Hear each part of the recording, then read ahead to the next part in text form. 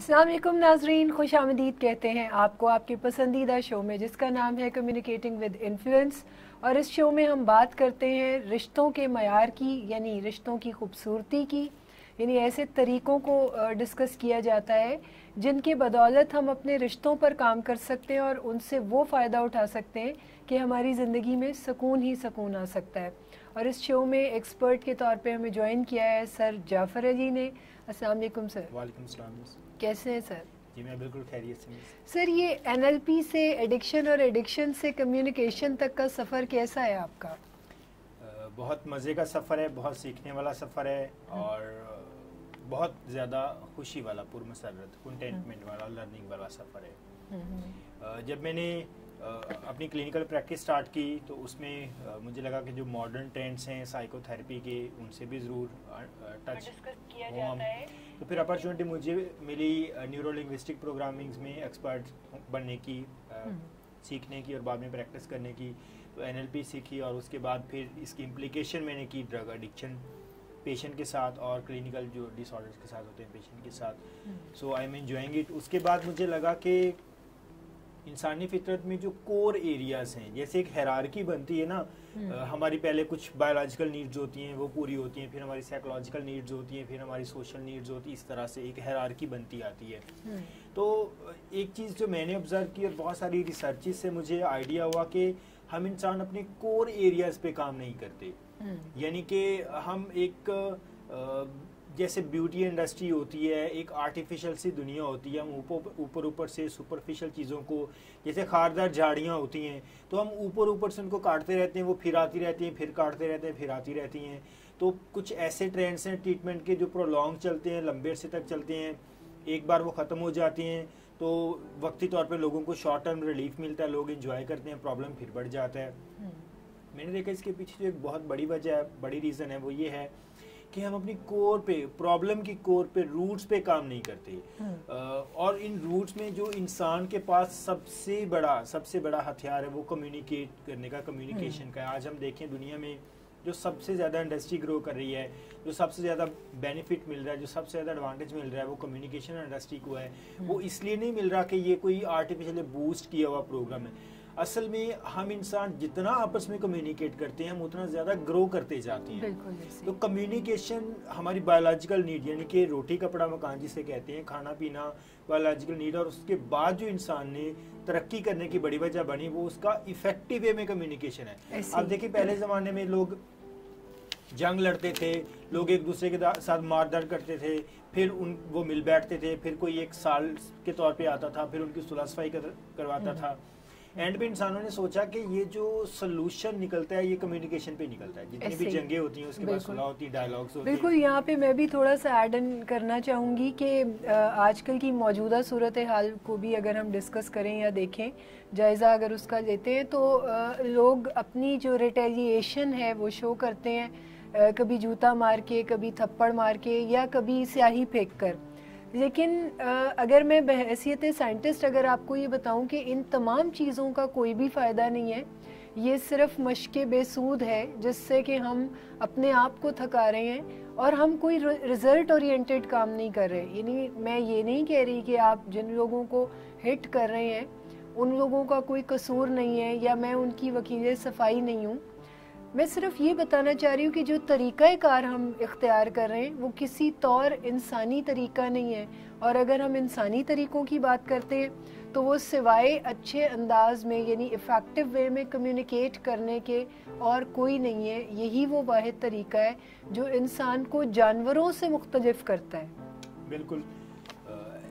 फिर उसके बाद हमारे कोर में कम्युनिकेशन, और फिर इमोशंस, फिर मैंने ये चीज़ ऑब्जर्व की कि हमारे इमोशंस में जो सबसे ज़्यादा प्रॉब्लम्स लोगों को आती हैं वो अटैचमेंट के हवाले से आती हैं, जिन्हें हम लव रिलेशन कहते हैं। डिफरेंट कोई 7 स्टेजेस के लव हैं, जिसमें से एक रोमांटिक लव है, स्पाउसल लव है, पेरेंट्स के साथ है, लव विद सेल्फ है, लव विद गॉड है, लव विद सोसाइटी है, लव विद क्रिएशन, क्रिएटिविटी है। ये वो सारी स्टेजेस हम कवर करते रहते हैं। तो उसके बाद ये मेरा सफ़र बड़ा मज़े का रहा, मैं इसमें इंजॉय कर रहा हूँ। आज भी मैं अपने आप को एक तालिब इल्म कहता हूँ, स्टूडेंट गिनता हूँ इस फील्ड का, और मैं सीख रहा हूँ, और मुझे इस चीज़ से बड़ी खुशी है कि मेरे ये जो मैं सीखता हूँ ये मैं शेयरिंग करता हूँ, और भी बहुत सारे स्टूडेंट्स हैं जो इससे फ़ायदा उठा रहे हैं। रिलेशनशिप के स्टूडेंट्स हैं, कम्युनिकेशन के स्टूडेंट्स हैं, तो सीखने का ये अमल जारी है, तो ये बड़ा शानदार। बिल्कुल, बहुत अच्छा फीडबैक भी हमें आता है, बल्कि लोग अपनी जो रिश्तों में आने वाली प्रॉब्लम्स को सॉल्व भी हमारे प्रोग्राम के तहत करने की कोशिश करते हैं और हमसे हम वक्त राब्ते में भी रहते हैं। मैं यहाँ पर जाफ़र साहब आज के टॉपिक को अनाउंस करना चाहूँगी, जो कि आपने आज तक जितने भी रिश्तों के ऊपर बात की है, शायद ये रिश्ता जिसकी आज मैं बात करूँगी ये रिश्ता सबसे अफजल है। हमने बात की है पेरेंटिंग की, हमने बात की है स्पाउसल रिलेशनशिप की, हमने बात की है इंटीमेट रिलेशनशिप्स की, हमने बॉयफ्रेंड गर्लफ्रेंड्स को भी डिस्कस किया है जो कि बड़े क्रूशल किस्म का रिलेशनशिप होता है। हमने टॉक्सिक रिलेशनशिप्स पे भी बात की है। आज हम जिस रिलेशन पे बात करेंगे वो है हमारा ख़ुद अपने ही साथ जो रिलेशन है, यानी हम अपने साथ किस किस्म का रवैया इख्तियार करते हैं। मैं चाहती हूँ कि आज इसके ऊपर बात की जाए, क्योंकि नॉर्मली हम सब के साथ जो इशू सबसे ज़्यादा है कि हम अपने आप को फॉर ग्रांटेड लेते हैं और हम दूसरों को संवारने की कोशिश कर रहे होते हैं, हम दूसरों के साथ को डिपेंडेंट हो जाते हैं, उनकी गलतियों को और उनकी प्रॉब्लम्स को ही अपनी ज़िंदगी समझ के हम जी रहे होते हैं। यहाँ पर हम कहीं अपने साथ कोई कनेक्शन जो है वो नहीं बना पा रहे होते। तो सबसे पहला क्वेश्चन जो मैं चाहूँगी कि आज डिटेल में इस चीज़ के ऊपर बात की जाए, लेकिन जो पहला सवाल है मेरा इस स्ट्रक्चर में आपसे वो ये है कि अपनी ज़ात से मोहब्बत चीज़ क्या है, यानी सेल्फ लव जिसकी हम आज ज़्यादा बात करेंगे, ये क्या चीज़ है? लव को हमने काफ़ी डिस्कस किया पिछले प्रोग्राम्स में कि लव एक ऐसी पॉजिटिव इमोशन है और ये हमारी बेसिक नीड है, हमारी बुनियादी ज़रूरत है। कोई भी इंसान जब इंसानियत के दर्जे पे फाइज है तो वो लव का मुमकिन नहीं, इनकार नहीं हो सकता। लव की वजह से ही कायनात में हुस्न है, लव की वजह से ही लोग इफेक्शन के रिलेशन की वजह से आपस में जुड़े हुए हैं। ये जो सबसे स्ट्रॉन्ग और जो सबसे पहला लव आता है हमारा, वो सेल्फ लव आता है। अनफॉर्चुनेटली मैं बहुत सारी जगहों पे जब सेल्फ लव के बारे में बातचीत करता हूँ या सेल्फ लव के बारे में बातचीत करते लोगों को देखता हूँ तो लोग बहुत सारी मिसकंसेप्शंस का शिकार हैं, मिसअंडरस्टैंडिंग्स हैं बहुत सारी, कि सेल्फ लव का मतलब ये है कि कोई खुदगर्जी है, ये कुछ और है। तो सेल्फ लव को मैं डिफ़ाइन करूँ, सेल्फ लव है आपका अपनी ज़ात के ऊपर, अपनी वेलफेयर के बारे में, अपनी हैप्पीनेस के बारे में, अपने साथ लॉयल्टी ऑनेस्टी आप कितनी रखते हैं और अपनी रिस्पॉन्सिबिलिटी आप कितनी लेते हैं। जब आप ये काम करना शुरू कर देते हैं तो फिर आप सेल्फ लव करना शुरू कर देते हैं, इनकी अपनी ज़ात से मोहब्बत करना शुरू कर देते हैं। अच्छा, यहाँ पे मैं रोक के आपसे एक नुक्ते की तरफ मेरा दिमाग जा रहा है बार बार कि हम जब भी बात करते हैं अपनी ज़ात से मोहब्बत की तो कहीं ना कहीं हमें ये तासुर दिया जा रहा होता है कि आप खुदगर्ज हो गए हैं या आप सेल्फिश हो गए हैं। तो मैं चाहती हूँ कि इसको, ये चूँकि बहुत ही बारीक सा नुक्ता है, तो इसको ज़रा डिस्टिंग्विश करके चलें कि खुदगर्जी या सेल्फिशनेस क्या है और ख़ुद से मोहब्बत क्या है। जैसे जैसे ज़माना तरक्की करता जा रहा है, हम इंसान अपनी बुनियादी ज़रूरतों और जो सेकेंडरी हमारी ज़रूरतें नीड्स हैं, हम उन पे ज़्यादा बेहतर तरीके से डिफरेंस बना पा रहे हैं और हम ज़्यादा बेहतर तरीके से अंडरस्टैंड करते जा रहे हैं। एक ज़माना था जब बहुत सारी सेइंग ऐसी थी, वर्ड्स ऐसे थे, स्टेटमेंट्स ऐसी थी जिन्हें इंसान फॉलो करते रहते थे। ऐसा कोई पैमाना नहीं था, कोई साइंटिफिक स्केल नहीं था कि हम उन पे रिसर्च कर सकें, जान सकें, परख सकें। तो जब से इंसान साइंटिफिक वे को फॉलो करना शुरू हुआ है तो प्रैक्टिकल विजडम ज़्यादा होना शुरू हो गई है। प्रैक्टिकल विजडम से हमें बहुत सारी चीज़ों के बारे में पता चला कि ये जो बहुत सारी सेइंग्स हैं, बहुत सारी कहावतें हैं, अब वो भी ऑब्सोलीट हो गई हैं, वो वर्क नहीं करती। उनकी जगह पे जो फैक्ट हैं, अब इंसान फैक्चुअल हो गया, वो फैक्ट बेस्ड बात करते हैं। वो इस चीज़ का हामी है कि जो हम कहते हैं वो इसे फॉलो करता हुआ भी नजर आए और उसका रिजल्ट भी इंजॉय करना चाह रहे हैं। तो ये भी एक मिथ है और ये भी एक सेइंग है कि पहले कहा जाता था कि आप अपनी ज़ात से मोहब्बत नहीं करें, आप दूसरों के लिए जिएं, दूसरों की ज़ात से मोहब्बत करें। अब हमें मॉडर्न साइंस बताती है कि आप दूसरों से मोहब्बत कर ही नहीं सकते उस वक्त तक जब तक आप सेल्फ लव नहीं करते, जब आप अपने आप से मोहब्बत नहीं करते। जब भी कोई भी इंसान दूसरों को कोई चीज दे रहा होता है, जब हम गिविंग एंड पे आते हैं तो हमेशा उस वक्त हम गिविंग एंड पे आते हैं जब कोई चीज हमारे पास बहुतात हो या हमारे पास हो कि हम शेयर कर सकें। जैसे अगर कोई इंसान दुखी है, वो दुख बता रहा है, वो अपनी पेन बता रहा है, या कोई गुस्से में है, वो मार धाड़ कर रहा है, दूसरों को मार रहा है, तो हम देखते हैं कि वो जो गिविंग एंड पे है, जो चीज़ें दे रहा है वो नेगेटिव है, वो अग्रेशन है, वो क्रिटिसिज्म है। तो इसका मतलब ये है कि वो बहुत सारी चीज़ें उसके अपने माइंड में है, उसने होल्ड की हुई हैं, अपने साथ रखी हुई हैं, और जो भी जिससे भी वो मिलता जुलता है, तो वो जब गिविंग एंड पे आता है, देने के एंड पे आता है, तो वो गुस्सा देता है, रिजेंटमेंट देता है। अब दूसरे एंड पे हम उन लोगों को देखते हैं जो हैप्पी हैं, जो कंटेंटमेंट फील करते हैं। अब उनके पास लव है, वो जो कोई मिलता है वो उसे लव देते हैं, वो लव गिविंग एंड पे हैं, वो लव बांट रहे हैं। अब आप खुद ही फैसला करें इस चीज़ का कि अगर किसी के पास लव नहीं है, वो सेल्फ लव नहीं करता, तो वो दूसरे लोगों को लव कैसे दे सकता है। अगर वो लव देता भी है तो वो एक फेक सा लव होता है, एक आर्टिफिशियल सा लव होता है, जो कि वक्ती तौर पे तो शायद दिखने में अच्छा लगे, लेकिन वो ज़्यादा कारगर नहीं होता, वो ज़्यादा काम नहीं करता। और फिर लोग जगह जगह शिकवे शिकायतें करते नज़र आते हैं, फिर लोग डिसलॉयल होने की बात करते हैं, फिर वो कहते हैं कि नहीं वो मोहब्बत झूठी है, वो फेक सी मोहब्बत है, वो चाहे पेरेंट्स की मोहब्बत हो, चाहे सिबलिंग्स की मोहब्बत हो। असल में लोग जब अपने साथ मोहब्बत नहीं करते और अपने पास मोहब्बत इतनी नहीं रखते कि दूसरों के साथ शेयर करें, वो एक फेक मोहब्बत शेयर करते हैं, तो फिर डिसलॉयल्टी ज़्यादा बढ़ती जा रही है। लोगों का एक दूसरे के ऊपर, मोहब्बत के ऊपर, प्यार के ऊपर, लव के ऊपर भरोसा नहीं रहा। अब लोगों को ये नहीं आइडिया कि वो अपने साथ लव करें, तो फिर वो दूसरों के साथ लव करने की तरफ चल निकलते हैं, जो कि एक दूसरा स्टेप है। पहला स्टेप ये है कि वो अपने साथ किस तरह से लव कर सकते हैं। अब वो अपने साथ लव करते हैं, अपनी रिस्पॉन्सिबिलिटी लेते हैं, अपनी वेलफेयर पे काम करते हैं, अपनी हैप्पीनेस पे काम करते हैं, तो फिर उसके बाद वो गिविंग एंड पे आते हैं, फिर वो दूसरों को लव देने की तरफ जाते हैं। तो जब भी आपके माइंड में लव आए, या जब आप इस कॉन्टेशन को सुने, इस सेंटेंस को सुने कि आप दूसरों से मोहब्बत करें, तो उसका पहला बुनियादी नुक्ता नज़र ये है कि जब मैं दूसरों को मोहब्बत बांटने की तरफ जा रहा हूँ, क्या मेरे अपने पास मोहब्बत है, क्या मैं मोहब्बत में खुद कफील हूँ।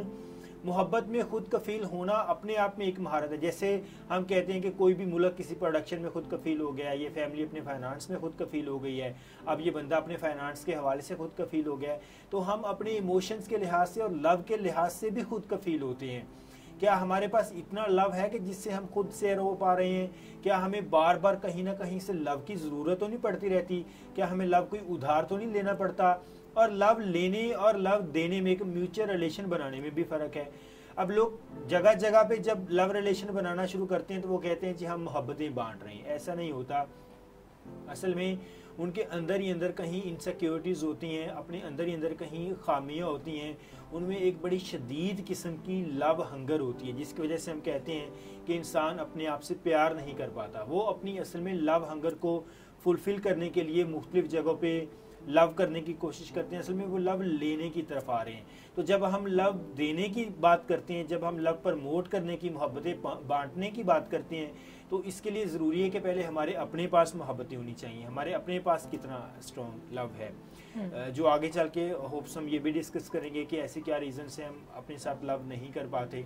तो लव बांटने के लिए ज़रूरी है कि पहले अपनी ज़ात से मोहब्बत करें, पहले अपने आप से मोहब्बत करें। बहुत ही शानदार आपने जवाब दिया जाफ़र साहब। लेकिन एक चीज़ जिस पे मैं बात करना ज़रूरी समझती हूँ कि समटाइम हमारे इर्द गिर्द हमें ऐसे अफराद भी नज़र आते हैं जो कि अपने आप को किसी ग्रैंडियोसिटी के साथ डिस्प्ले करते हुए नज़र आते हैं। यानी वो अपने आप को, यानी हम भी अक्सर उनसे कहते हैं कि तुम अपने आप को समझते क्या हो। तो अब आप अगर कह रहे हैं कि अपने आप से प्यार किया जाए, तो फिर इसमें ये चांसेस तो हैं कि हम कहीं ऐसा ना हो कि हम ग्रैंडियोस्ट हो जाएं, हम नार्सिसिस्टिक पर्सनालिटी में चले जाएं। तो अब कैसे बचा जाए? खुद पसंदी, यानी अपनी ज़ात से मोहब्बत और वो खुद पसंदी, इन दोनों से कैसे, यानी तवाज़ुन कैसे कायम किया जाए?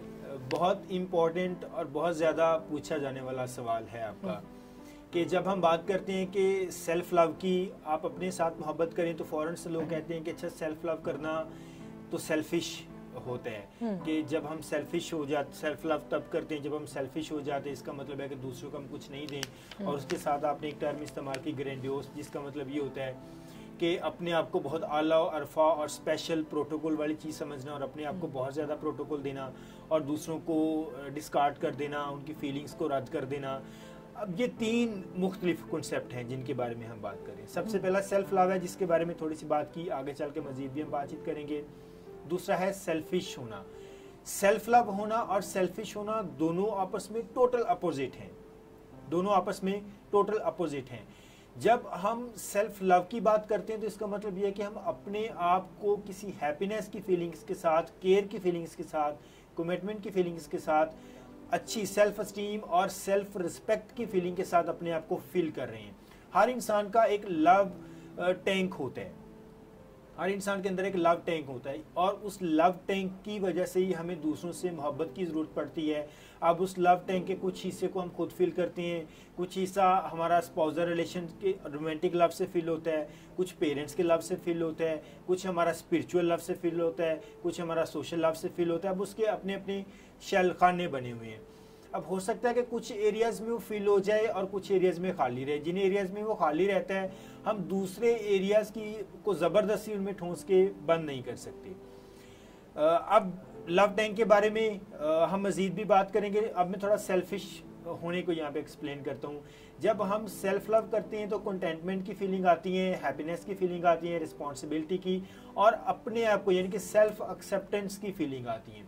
जब लोग सेल्फिश होते हैं तो ये लो सेल्फ एस्टीम की साइन होती है। असल में वो लोग अपने आप को एक्सेप्ट नहीं कर रहे होते, इन साइड पे अंदर ही अंदर उनकी इन्फ्योरिटी की फीलिंग्स चल रही होती हैं, वो अपने आप को कमतर समझ रही होती हैं और उन्हें लगता है कि इस चीज़ को छुपाने के लिए उन्हें एडिशनल कुछ करना पड़ेगा, कुछ एक्स्ट्रा में करना पड़ेगा। तो वो एक्स्ट्रा में वो क्या करते हैं कि अपने आप को बूस्ट करते हैं, अपने आप को रॉन्ग वे में शो ऑफ करते हैं, वो चीज़ों में पोजेसिव हो जाते हैं, वो कब्जा करने की कोशिश करते हैं, वो रिश्तों में रौब जमाने की कोशिश करते हैं, वो कंट्रोल करने की कोशिश करते हैं, वो पोजेसिव हो जाते हैं, वो जेलसी के साथ ऑपरेट करना शुरू कर देते हैं, वो स्पाउसल रिवेलरी के साथ ऑपरेट करना शुरू कर देते हैं। फिर ये सेल्फिश होना ही है जिसमें लोग मोहब्बत में रकीब समझ के दूसरे को मारने की तरफ चल निकलते हैं। फिर शादी में इनकार पे वो इतनी ज़्यादा रिजेक्शन फील करते हैं कि दूसरे के साथ बहुत ज़्यादा हेट का रिलेशन बना लेते हैं या फिर उससे नुकसान पहुंचाने के बारे में सोचना शुरू कर देते हैं। सेल्फिश होना है कि आप अपनी ज़ात को ही असल में तस्लीम नहीं कर पा रहे। जब आप सेल्फ लव से फिल हो जाते हैं, आप अपनी ज़ात को तस्लीम कर लेते हैं, तो फिर आप एक कंटेंटमेंट की फीलिंग्स के साथ होते हैं। सेल्फिश जब आप होते हैं तो अपने आप को ही अंदर अंदर से रिजेक्ट कर रहे होते हैं। वो रिजेक्शन की फीलिंग्स हमारे पास ऑलरेडी बहुत ज़्यादा एक लावा होता है, एक बारूद का पहाड़ होता है।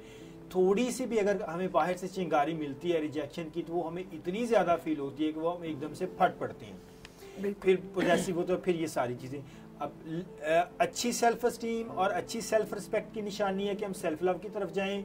लो सेल्फ एस्टीम, लो एफिकेसी और लो सेल्फ रिस्पेक्ट की निशानी है कि लोग सेल्फिश होने की तरफ, खुद गर्ज होने की तरफ जाएं या नार्सिसिस्टिक हो जाएं या नार्सिसिस्टिक हो जाएं। अब वो ग्रैंडियोस होना, नार्सिसिस्टिक होना, जब सेल्फिश एक दर्जा और बढ़ जाती है, तरक्की कर जाती है, तो फिर लोग नार्सिसिस्टिक हो जाते हैं। फिर उन्हें लगता है कि वो इस प्लांट में, इस कुर्राए अर्ज में वो अकेले ही हैं, वो सिर्फ वही ठीक हैं, वो जो बात करते हैं वो बिल्कुल ठीक हैं, उनके नजरियात बिल्कुल ठीक हैं। फिर वो इस चीज़ को नज़रअंदाज कर देते हैं कि हम इंसान आपस में ओपिनियन के लेवल पे मुख्तलिफ हैं, हम पर्सनल लेवल पे डिफरेंसेस नहीं है। वो हमेशा ओपिनियन डिफरेंट को पर्सनल डिफरेंसेस के साथ मर्ज करना शुरू कर देते हैं। उन्हें लगता है कि जो हमारे लाइक को लाइक नहीं करता, जो हमारी ओपिनियन में हाँ नहीं मिलाता, जिसकी जो भी अपनी लाइफ है वो हमारे लाइफस्टाइल से मैच नहीं करती, तो हम उसके साथ लाइफ नहीं गुजार सकते। सेल्फ लव में कहता है जैसे हाँ, सोशल मीडिया पे भी हम देखते हैं हमारी पोस्ट को कोई लाइक नहीं करता तो हम उसे अनफ्रेंड भी कर देते हैं। हैरानगी के तौर पे कि एक रिसर्च में पढ़ रहा था, अगर 5 या 10 मिनट तक जो लोग सोशली एक्टिव हैं वो कोई पोस्ट या फोटो लगाते हैं और अगले 10 से 15 मिनट में उनकी फोटो को कोई लाइक नहीं करता, तो 90% तक लोगों के जहन में ये ख्याल आता है और 70% तक लोग उसे डिलीट कर देते हैं, उसे रिमूव कर देते हैं। यानी कि उन्हें बाहर से लव की या अप्रूवल की इतनी ज्यादा जरूरत होती है। असल में अंदर में जो हम सारे इंसान अपने उन पे एक खालीपन, एक खलासा फील करते हैं, एक एम्प्टीनेस फील करते हैं। जो हम अंदर ही अंदर से फिल, जो होनी हमारे अंदर से फिल चाहिए लेकिन अंदर से फिल नहीं कर पाते, हमें नहीं पता कि वो कैसे अंदर से फिल होनी है। कभी हमें सेल्फ लव सिखाया नहीं जाता, बल्कि सोसाइटी कहती है कि सेल्फ लव ना करें। सोसाइटी कहती है कि आप सेक्रीफाइस करना शुरू कर दें, रॉन्ग वे में सेक्रीफाइस करना शुरू कर दें, आप अपनी रिस्पॉन्सिबिलिटी छोड़ दें, दूसरों की रिस्पॉन्सिबिलिटी के ज़िम्मेदार बन जाएं, आप दूसरों की खुशी गमी के ज़िम्मेदार बन जाएं, आप उनके मूड मिजाज के ज़िम्मेदार बन जाएं। हम अपने आप को खुश रख ही नहीं पाते, हम ज़िंदगी में दूसरों को खुश रखने की कोशिश में अपनी सारी ज़िंदगी स्पेंड कर देते हैं और अपने साथ गिले शिकवे करते रहते हैं। हम अपने आप को फिर लाइक नहीं करते, फिर हमारी फ्रस्ट्रेशंस बढ़ना शुरू हो जाती हैं, फिर हमें लगता है कि ज़िंदगी में मैंने अपने लिए क्या किया, फिर दूसरों के लिए हम काम करते रहते हैं और वो फिर इस चीज़ का रिगार्ड नहीं करते। फिर हमें ये भी रिजेंटमेंट होती है कि मैंने दूसरों के लिए किया, आप वो रिगार्ड नहीं कर रहे। फिर लोग आपस में लड़ाई झगड़ा करना शुरू कर देते हैं। अच्छा, मेरी मोहब्बत का पास नहीं रखा आपने, मेरी मोहब्बत की कदर नहीं की, फ़लाँ टाइम पे मैंने आपके लिए ये किया, फ़लाँ टाइम पे मैंने आपके लिए वो किया। तो ये कोडिपेंडेंसी और सेल्फिश होने का है। मोहब्बत में हमेशा इंसान को खुद कफील होना चाहिए। जब लोग मोहब्बत में खुद कफील होते हैं तो सेल्फ लव में होते हैं। जब लोग मोहब्बत में दूसरों के मकरूज होते हैं, कर्जदार होते हैं, लेकिन उन्होंने अपनी ठाट बाट बनाए रखनी होती है, अपनी मोहब्बत की बिल्डिंग को दूसरों से कर्ज ले लेके चमकाए रखना होता है, तो फिर ये सेल्फिश होते हैं।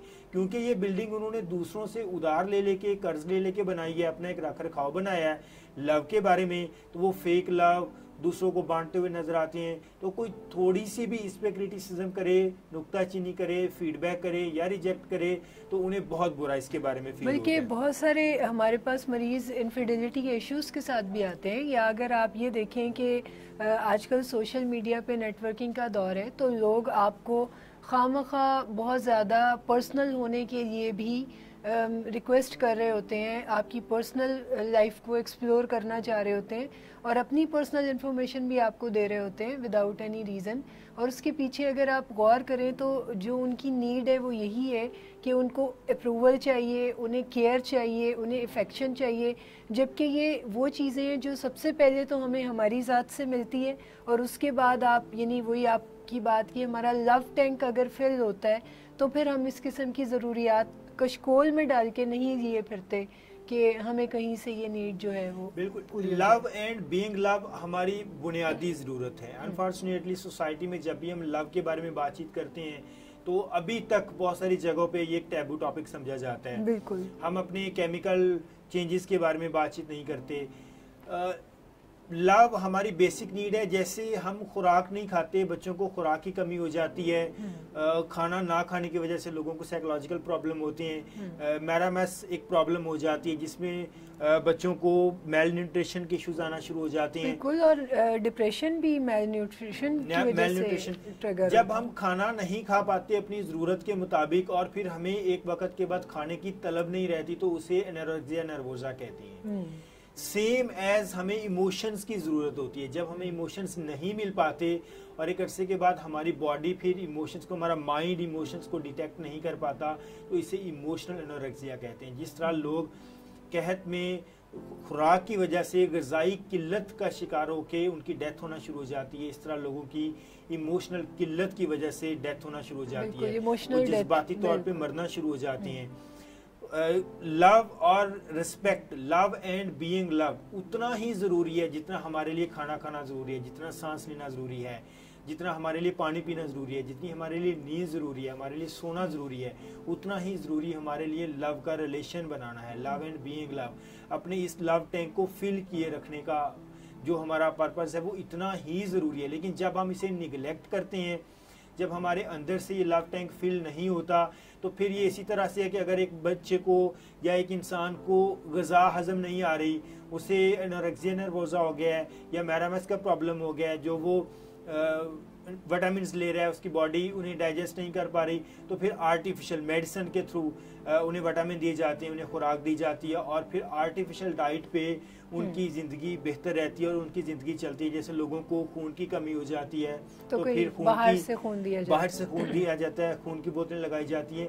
सेम एज जब हम अपने लिए खुद मोहब्बत क्रिएट नहीं करते तो हमें मोहब्बत की इतनी ज़्यादा किल्लत आ जाती है, फिर हमें बाहर से मोहब्बत लेना पड़ती है, फिर हमें बाहर से मोहब्बत की बोतलें लगाना पड़ती हैं, जैसे खून की बोतलें लगती हैं। फिर हम जगह जगह पे अपनी हुक्स अटैच करते लेते हैं। जैसे लोग कहत में खुराक छीन छीन के खा रहे होते हैं, जब सेल्फ लव में कहत पड़ता है तो फिर लोग ज़बरदस्ती अटैच होते हुए नजर आते हैं, वो जगह जगह से मोहब्बत की भीख मांगते नजर आते हैं। फिर आप पोइट्री देख लें, आप इर्द गिर्द लोगों को देख लें, फिर वो गिले शिकवे भी करते हैं कि हमें तो भीख में भी मोहब्बत नहीं मिलती। तो इसका मतलब ये है कि वो अंदर ही अंदर उनका जो सेल्फ लव है वो कहीं पे इतना ज्यादा कम हो गया है, सप्रेस हो गया है कि वो यानी इस नीड को समझ नहीं पा रहे। बिल्कुल, उनका लव टैंक इतना ज्यादा खाली हो गया, इतना ज्यादा खाली हो गया कि वो शदीद कहत पड़ गया है सेल्फ लव का, यानी कि लव का। तो सबसे पहली और बेसिक बुनियादी ज़रूरत यही है कि जब हमारा सेल्फ लव ज़्यादा बेहतर होगा, यानी कि अपनी ज़ात से बेहतर लव होना शुरू होगा, पहली स्टेज ये है, उसके बाद बाकी सारे लव आती हैं। अगर हम पहले ही स्टेप पे पाँव नहीं रखते तो फिर हम अपनी ज़िंदगी में जितने मर्जी हुक्स इधर उधर गाड़ते फिरें, तो फिर हमें दूसरों की लव से तसल्ली नहीं मिलती, फिर हमें दूसरों के लव पे भरोसा नहीं होता, फिर हमें आर्टिफिशियल या दुनिया के लव से तस्कीन नहीं मिलती। जो तस्कीन देने वाला, हमारी सोल को एनरिच करने वाला, वो हमारा सेल्फ लव है। जो हमारा सेल्फ लव के बाद love to others and love to God, यानी कि हमारी स्पिरिचुअलिटी एनरिच होती है। जो लोग इमोशनली बैंकरप्ट होते हैं वो स्पिरिचुअली भी बैंकरप्ट होते हैं। जो लोग अब सेल्फ लव नहीं कर पाते वो लोगों के साथ भी लव नहीं कर पाते, और वो स्पिरिचुअल लेवल पे भी उस लव को एक्सपीरियंस नहीं कर पाते। तो सेल्फ लव का होना हमारे लिए, यानी कि अपनी ज़ात से मोहब्बत होना, अपनी ज़ात की कदर करना, अपनी ज़ात की जिम्मेदारी लेना, अपनी ज़ात के बारे में नॉलेज होना, अपनी ज़ात के साथ कमिटमेंट शो करना, ये हमारी बुनियादी ज़रूरतें हैं। जो हमारी इमोशनल नीड है, जो हमारी इमोशनल डाइट है, जो हमारी जज्बाती खुराक है, जो हमें जज्बाती तौर पे मजबूत करती है, जो हमें साइकोलॉजिकल लेवल पे स्ट्रॉन्ग करती है। तो सेल्फ लव को प्रमोट करना अपने लिए, और सेल्फ लव एज आ इमोशनल नीड फीड हमारे लिए बहुत ज़्यादा ज़रूरी है। तो सेल्फ लव यानी कि अपनी ज़ात से मोहब्बत को ज़रूर हमें। बहुत शुक्रिया, बहुत ही शानदार मौजू है आज का नाजरीन, और मैं ज़रूर चाहूँगी कि अगर आपको इस में कोई कमी महसूस होती है तो जो क्वेश्चन मैं करती हूँ, अगर इससे मिलते जुलते कोई क्वेश्चंस आप भी पूछना चाहते हैं तो आपके पास मौका है, आप अपने कमेंट्स के ज़रिए हमें अपने क्वेश्चंस भेज सकते हैं। जी हाँ, और इनबॉक्स में भी आपके पास चांस है कि अगर आप में से कोई अपना नाम हमें डिस्क्लोज़ नहीं करना चाहता तो वो भी हमें इनबॉक्स के ज़रिए अपने क्वेश्चंस भेज सकते हैं। और जब हम बात करते हैं मोहब्बतें बांटने की तो फिर यहाँ पर सवाल ये पैदा आता है कि वो मोहब्बतें फिर लाई कहाँ से जाएं जिन्हें बांटा जाए। और इसी बारे में हम सवाल कर रहे थे जाफ़र साहब से। सर, आपने ये बताया कि ख़ुद पसंदी या ख़ुद से मोहब्बत, यानी अपनी ज़ात से मोहब्बत ही वो वाहिद ज़रिया है जिससे हम अपने इमोशनल डेफिशिएंसी से बच सकते हैं, या हम दूसरों तक भी वो सही मोहब्बत पहुंचा सकते हैं जो हमें भी फ़ायदा देती है और दूसरों को भी फ़ायदा देती है। तो इतने अगर फ़ायदे हैं बुनियादी तौर पर, तो फिर मुझे आप ये बताएं कि हम अपनी ज़ात से मोहब्बत कर क्यों नहीं पाते? इसकी क्या साइंसी वजूहात हैं कि हम अपने आप से मोहब्बत नहीं कर पाते? अपने आप से मोहब्बत ना करना ये हम सीखते हैं, ये हम सीखते हैं। ये बड़ी अजीब सी बात शायद ऑडियंस को भी लगे, ये हम प्रॉपर सीखते हैं। जब इंसान पैदा होता है, जब बच्चा पैदा होता है, वो अपनी दुनिया में बड़ा मस्त रहने वाला, बड़ा खुश रहने वाला, छोटी छोटी बात पे खुश रहने वाला, और उसमें वो बहुत सारी ऐसी क्वालिटीज़ होती हैं जो सेल्फ लव के लिए ज़रूरी होती हैं। बच्चे नाराज़ हो जाएंगे, थोड़ी देर बाद वो भूल जाएंगे, वो दोबारा से उसी प्योरिटी के साथ रिलेशन को एंजॉय करेंगे, वो बहुत सारी चीज़ों को विदहोल्ड नहीं करेंगे, अपने साथ नहीं लेके आएंगे। लेकिन जैसे जैसे हमारी कोग्निटिव डेवलपमेंट होना शुरू होती है, या बीइंग एडल्ट, हम भी तो सिखा रहे होते हैं, क्योंकि हम जब उससे बात दोबारा शुरू करते हैं तो हम पुरानी उसी एजेंडा के ऊपर उससे दोबारा से बात करना शुरू कर देते हैं, या उसकी याददाश्त को हम रिवाइज कर देते हैं कि बिल्कुल। पेरेंट्स का भी और केयर टेकर्स का भी एक बड़ा रोल होता है, क्योंकि ये हमारा एक कल्चरल प्रॉब्लम है, और ये हमारा मेरे ख्याल में कोई नेशनल प्रॉब्लम है कि हम खुद भी अपनी ज़ात से मोहब्बत नहीं करते। अगर कोई अपनी ज़ात से मोहब्बत करता है तो हम उसे डिस्कस करते हैं। अच्छा, आपके ख्याल में क्या हो कि आप किसी एक मजमे में खड़े और वहाँ पे आगे कोई ये कह दे कि मैं अपना फेवरेट हूँ, तो हमें कैसे रिस्पॉन्सेस सुनने को मिलेंगे? काफ़ी बुरे, और बल्कि मैं ऐसे बहुत सारे लोगों को जानती हूँ, और सोसाइटी उन्हें रिजेक्शन दे रही होती है। कभी जूता मारा जाता है, कभी स्याही फेंकी जाती है। हालांकि बिल्कुल ये एक रीजनेबल बात है। अगर कोई और शख्सियत आपकी फेवरेट हो सकती है तो आप अपनी फेवरेट खुद भी हो सकते हैं। अगर आप अपने गोल सेट करते हैं, उन्हें अचीव करते हैं, आप अपनी लाइफ से कंटेंटमेंट, सुकून में हैं, आपको अपने आप के साथ लव है, इत्मीनान के साथ हैं, तो आप भी अपने फेवरेट हो सकते हैं, आप अपने आप को पसंद कर सकते हैं। आप अपने किए गए डीड्स से खुद भी फ़ायदा उठाते हैं और आपको ऐसा लगता है कि सोसाइटी भी उनसे फ़ायदा उठा रही है, और तो आप अपने सेल्फ एस्टीम को हाई करने के लिए अपने आप को पसंद कर सकते हैं। बिल्कुल। अच्छा, अपने आप से लव ना करना एक सीखा जाने वाला और सिखाया जाने वाला प्रोसेस है, जिसे मैं डिटेल में शुरू से ही आपको एक्सप्लेन करता हूँ कि हमारी लाइफ में असल में क्या क्या होता है और फिर हम कैसे कैसे अपने आप को लव करना बंद कर देते हैं। जब हम पैदा होते हैं तो हम अपने आप से भरपूर सेल्फ लव इंजॉय कर रहे होते हैं, हम कंटेंटमेंट की फीलिंग्स के साथ होते हैं, हमारे पास वो सब कुछ होता है जिसे हम खो देते हैं और फिर जिंदगी में पाने की कोशिश करते हैं अपनी साइकोलॉजी के लिहाज से। जब हमारी हार्ड वायरिंग हमारे पास उस वक्त भी उस वक्त सारी मुकम्मल होती है और हम उस स्टेट को फुली इंजॉय कर रहे होते हैं। अच्छा, अब जैसे हमारी कोग्निटिव यानी कि जहानत बनना शुरू होती है, जब हम इंटेलेक्चुअल फेज में आते हैं, सोच विचार बनना शुरू होती है, हमारी मेमोरी डेवलप होना शुरू होती है स्ट्रॉन्ग वे में, हमारी परसेप्शन बनना शुरू हो जाती है, चीज़ों के बारे में नुक्ता नज़र पैराडाइम्स हमारे बनना शुरू होते हैं, जैसे सीबीटी स्कीमास भी कहती है कि हमारे थॉट्स बनना शुरू होते हैं, ख्यालात बनना शुरू होते हैं। तो प्रॉब्लम भी फिर यहीं से स्टार्ट होना शुरू हो जाती है।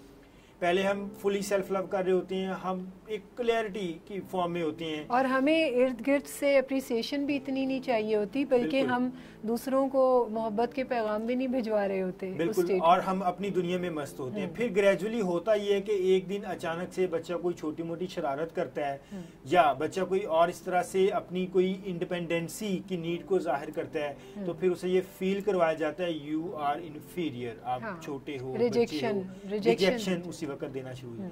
अब बच्चे के लिए ये बड़ी स्टेट ऑफ कंफ्यूजन होती है कि अब मुझे रिजेक्शन मिलना शुरू हो गई है, क्या मैं कैपेबल नहीं हूँ, क्या मैं काम कर नहीं सकता, फिर नेगेटिव फीडबैक मिलना शुरू हो जाता है। रिसर्चेस बताती हैं कि कोई 7 साल की एज तक आते आते कोई 14,000 मरतबा बच्चा ये सुनता है निकम्मे हो, नलायक हो, कुछ कर नहीं सकते, तंग करते रहते हो, फजूल हो, पैदा करके परेशान हो, आपको फजूल में हो, बहुत सारे ऐसे लेबल्स वो सुनना शुरू कर देता है कि, और जब इतनी बार वो रेपिटेशन सुनता है तो उसके माइंड में ये एक स्कीमा बनना शुरू हो जाता है कि शायद इतनी बार अगर कहा जा रहा है, दिन में 10 बार माँ कहती है कि बहुत निकम्मे हो, तो एक बार तो बच्चा सीरियस होकर सोचता है कि हाँ, I am not so good enough. और ये जो हमारे सेल्फ एस्टीम को लो करने के लिए ये काम काफी है। बिल्कुल, ये आगाज शुरू हो गया है कि अब वो जो हमारा लव टैंक फिल था वो खाली होना, वो ड्राई होना शुरू हो गया है। अब हमें लगता है कि अच्छा मैं निकम्मा नहीं हूँ, तो फिर कंपैरिजन, रॉन्ग कंपैरिजन बनाना शुरू कर दिया जाता है, फलां ऐसे करता है, फलां ऐसे करता है, फलां ऐसे करता है, तो फिर हम कहते हैं कि अच्छा फलां ऐसे करता है, उसे अप्रेजल मिलता है, तो इसका मतलब है कि मैं वैसा बनना चाहूँगा और मुझे वैसी ही अप्रेजल चाहिए। अब हमने अपने अंदर से सेल्फ लव डेवलप करना कम कर दिया है और हम इस तगदो में शुरू हो गए हैं कि हमें बाहर से लव मिले, हमें दूसरों से लव मिले। बिल्कुल। अब हम इमोशनली बार बार इनवैलिडेशन की वजह से हम सेल्फ लव को डिक्लाइन करना शुरू हो गए हैं और दूसरों के लव पे रिलाय करना शुरू। अच्छा, इतनी आप बात प्रॉब्लम के ऊपर करते हैं, मैं चाहती हूँ एक एक फिक्रा जो है वो सलूशन का भी दिया करें साथ, क्योंकि ये कहीं ऐसा ना हो जाए कि हमारे नाजरीन, हमारे सुनने वाले जो हैं वो इतनी प्रॉब्लम को सुन सुन के उस इन्फीरियॉरिटी में चले जाएं, अपनी भी प्रॉब्लम्स को वो वहाँ पर फाइंड आउट करें। तो उनको ये पता होना चाहिए कि जहाँ माशरा आपको एक स्टिमुलस दे रहा है, एक रिजेक्शन दे रहा है, तो माशरा आपके साथ कुछ 50% ही काम कर रहा है, बाकी का 50% जब आप उसमें खुद इन्वेस्ट करते हैं तो कंप्लीट 100% पिक्चर बनती है। यानी यहाँ पर हम आगे इस मौजू के ऊपर और ज़्यादा आपसे बात करेंगे कि जो हिस्सा हम खुद डाल रहे होते हैं, असल में वेटेज जो है सबसे ज़्यादा उसी हिस्से का होता है जो हम खुद डालते हैं अपने आप को रिजेक्ट करने में। बिल्कुल, हमारा एक माइंड डेवलप होना शुरू हो जाता है, जिसे पुरानी लिटरेचर में सोल के नाम से भी कहा जाता था कि हमारी एक रूह होती है, इनफैक्ट वो हमारी एक साइकिक एनर्जी होती है जो हम में रहती है। वो हमारा एक सॉफ्टवेयर है और वो जांच पड़ताल करता है, वो हमारे पैराडाइम सब कुछ उसी के अंडर आते हैं और हमारी बॉडी एक फंक्शन, बिहेवियर, हार्डवेयर है कि अब हम ऑपरेट किस तरह से कर रहे हैं।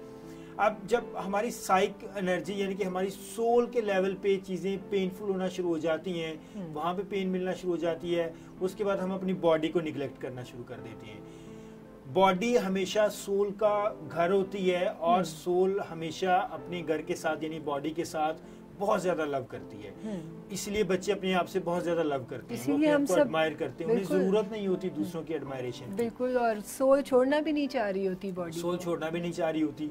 लेकिन जब हम अपनी बॉडी को नुकसान, केयरलेसनेस करना शुरू करते हैं, सेल्फ हार्म करना शुरू करते हैं, भूखा रखना शुरू कर देते हैं, बार बार मैसेज देना शुरू कर देते हैं कि काले हो, छोटे हो, शॉर्ट हाइटेड हो, नाक टेढ़ी है, ऐसे हैं, वैसे आंखें छोटी हैं, आंखें छोटी हैं, हम अपने होने पे शक, अपने परफेक्शन में यानी कि अपने ठीक होने में शक पैदा करना शुरू कर देते हैं। और हमारी बॉडी को जब हम सेल्फ हार्म करते हैं तो हमारी सोल को उतनी ही तकलीफ होती है, सोल ऑफ लव को उतनी ही तकलीफ होती है जितनी तकलीफ हम अपने घर में बैठे हुए हैं और कोई बाहर से गुजरता हुआ जोरदार धमाका करे, हमारा गेट तोड़ दे, दीवार तोड़ दे, शीशे तोड़ दे, तो हमें घर में बैठे हुए तकलीफ होती है। तो हमारी सोल यहाँ पे इंजर होना शुरू हो गई है, एक इंटरनल ब्लीडिंग स्टार्ट हो गई है, हम अंदर ही अंदर से एक पेन में मुब्तला होना शुरू हो गए हैं। अब यहाँ से वो एम्प्टीनेस स्टार्ट हो जाती है, जिसे हम कहते हैं कि हर इंसान अपने अंदर एक खालीपन, एक खलासा फील करता है। अब किसी भी इंसान से बातचीत करें, वो आज आपको बताएगा कि हाँ वो अपने अंदर एक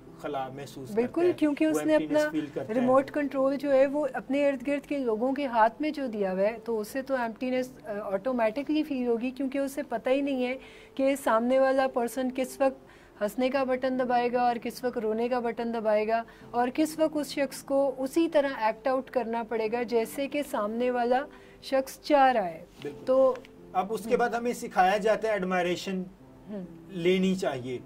हम स्कूल कॉलेज में फर्स्ट आते हैं, जिन बच्चों को फर्स्ट आते हैं हम देखते हैं, उन्हें उनकी एडमायरेशन देखते हैं, स्टार, अब रेनफोर्समेंट का एक प्रिंसिपल अनफॉर्चुनेटली यहाँ पे रॉन्ग वे में सिखाना शुरू कर देती हैं। डाइकोटोमस थिंकिंग बनना शुरू हो जाती है कि अगर आप टॉप पे हैं तो आप सब कुछ हैं, अगर आप नीचे हैं तो आप कुछ भी नहीं है। बिल्कुल, और बच्चे सिर्फ स्टार अटेन करने के लिए ही सब कुछ परफॉर्म कर रहे होते, उनका मकसद पीछे अपनी ग्रूमिंग, अपनी ग्रोथ नहीं होता, बल्कि कोई स्टार का हासिल करना ही कोई मकसद होता है। मटेरियलिस्टिक अचीवमेंट के पीछे मैंने बहुत सारे अपने क्लाइंट में ये चीज़ देखी है, अपने पेशेंट्स में ये चीज़ देखी है कि उन्होंने एक मटेरियलिस्टिक अचीवमेंट के लिए अपनी लाइफ पैटर्न्स को इतना डिस्टर्ब किया कि वो आगे लाइफ में साइकोलॉजिकल प्रॉब्लम में सफ़र किए। उन्होंने अपनी नींदें कुर्बान की, उन्होंने अपने इमोशंस कुर्बान किए, उन्हें जिन चीज़ों की उस वक्त पे इमोशनल लेवल पे नीड थी, सेल्फ लव की नीड थी, उन्होंने वो चीज़ें नहीं दी। बाद में वो चीज़ें रिजेंटमेंट में, रिपेंट में, डिप्रेशन, डिस्थैमिक ऐसी स्टेट में वो आते हैं, रिपोर्ट करते हैं। वो उनके हुक्स एंकरिंग पीछे अभी तक हुई है, अभी तक वो चीज़ों को लेट गो नहीं कर पा रहे, फॉरगिव नहीं कर पा रहे। तो ये वो सारी चीज़ें हैं जो अपने आप से मोहब्बत ना करने की तरफ हमें लेके आती है। फिर सिखाया जाता है प्रॉपर कि आप अपने आप से मोहब्बत नहीं करें, मोहब्बत आप दूसरों से करें, मोहब्बत कोई बाहर से आने वाली चीज़ है। इन एम्प्टीनेस को, फिर इन पेन को, फिर रिजेंटमेंट को, फिर प्रॉपर ये फील करवाया जाता है कि जो कुछ आप लाइफ में कर रहे हैं ये ठीक नहीं है। जब टीन एज क्राइसिस स्टार्ट होते हैं तब तक हर इंसान जो अच्छे तरीके से हैंडल नहीं हुआ होता, जिसका लव टैंक फिल नहीं होता, जो कि पेरेंट्स से, केयर गिवर से, अब बच्चों को एक लव हंगर होती है, एक लव टैंक उनका एक इंटरनली फिल होता है। अब उस फिल्ड लव टैंक को उन्होंने शेयर करना होता है दूसरे लोगों के साथ। वो शेयर करते हैं अपने पेरेंट्स के साथ, वो शेयर करते हैं अपने दोस्तों के साथ, वो शेयर करते हैं सोसाइटी के साथ। अब वो एक फील्ड लव टैंक में से खुद भी ले रहे हैं, और अगर वो शेयर करेंगे तो वो ज्यादा ग्रो होगा। अब जो लव, अब हर एक की लव लैंग्वेज होती है। लव लैंग्वेज ऐसी ही होती है जैसे हमारे वाईफाई के पासवर्ड होती है। जब हम दो लोगों ने वाईफाई आपस में शेयर करना होता है तो उसके लिए ज़रूरी है कि हमारा पासवर्ड मैच करे। पासवर्ड मैच करता है, लव लैंग्वेज मैच करती है, तो हमारी कंपैटिबिलिटी, हमारी अटैचमेंट अच्छी डेवलप होना शुरू हो जाती है। लेकिन अगर किसी का कोई वाईफाई का पासवर्ड मैच नहीं हो रहा, तो आपके सेल फोन में अगर 10 वाईफाई आ रहे हैं इस वक्त में और फुल सिग्नल के साथ हैं, लेकिन आप उनके साथ कम्युनिकेट नहीं कर सकते, आप डाटा शेयर नहीं कर सकते। जब बच्चे अपनी लव लैंग्वेज से, अपनी लव टैंक के साथ, बाहर की दुनिया के साथ अपना कोई रिलेशन बनाना शुरू करते हैं, लव शेयर करने का रिलेशन बनाना शुरू करते हैं, और आगे से उनको काट दिया जाता है, डिस्कार्ड कर दिया जाता है।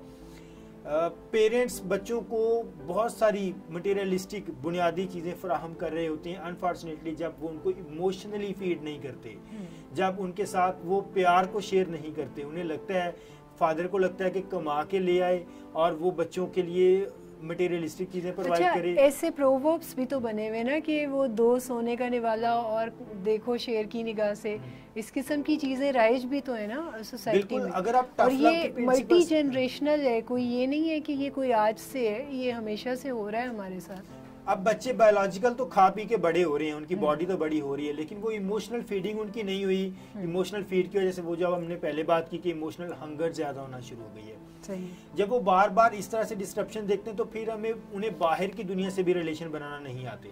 इसीलिए साइंटिफिक रिसर्चेस कहती हैं कि डिसफंक्शनल फैमिलीज के बच्चे लाइफ में जाके ज्यादा प्रॉब्लम्स फेस करते हैं, क्योंकि उन्हें वो रिलेशन, वो अटैचमेंट, वो लव बनाना शुरू नहीं आता, जिसमें अटैचमेंट की थ्योरीज बताती हैं कि बच्चे शुरू से ही अटैचमेंट बनाना सीख लेते हैं। अगर इनसिक्योर अटैचमेंट बनती है तो वो थ्रू आउट लाइफ उनकी इनसिक्योर अटैचमेंट रहती है, उन्हें दूसरों के ऊपर शक रहता है, उन्हें हमेशा अपना लव टैंक दूसरों से ही भरवाने की एक आदत होती है। लेकिन अगर सिक्योर अटैचमेंट होती है तो उनके बाकी के लाइफ के रिलेशन बड़े अच्छे चलते हैं, उनकी दोस्तियां बड़ी अच्छी चलती हैं, उनके रोमांटिक रिलेशन, उनके मैरिटल रिलेशन बड़े अच्छे चलते हैं। वो स्पाउस आपको लाइफ में हैप्पी और मोहब्बतें बांटते हुए नजर आएंगे, उनके लव टैंक फिल होते हैं लव के साथ, वो स्पिरिचुअली बड़े अच्छे होते हैं। बल्कि शादीशुदा अफराद पे बने हुए लतीफों में उनका कहीं कोई जिक्र नहीं आता, क्योंकि वो खुशबाश ऐसे होते हैं, दूसरों को मौका नहीं मिलता कि वो उन पे कोई बातचीत करे।